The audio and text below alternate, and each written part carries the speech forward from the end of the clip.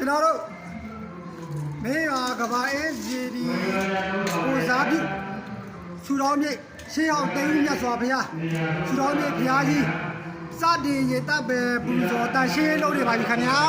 ကျွန်တော်နဲ့တကွာထပ်တူတန်းကြအများတာရုခေါ်နိုင်ရမင်းရွာကျေးရွာမှာ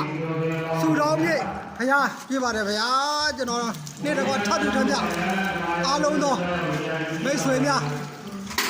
တာရုခေါ်နိုင်ရတင်စားလိုက်ပါခင်ဗျာအားလုံးခုညောနိုင်ရတေဦးမြတ်စွာဘုရားစတင်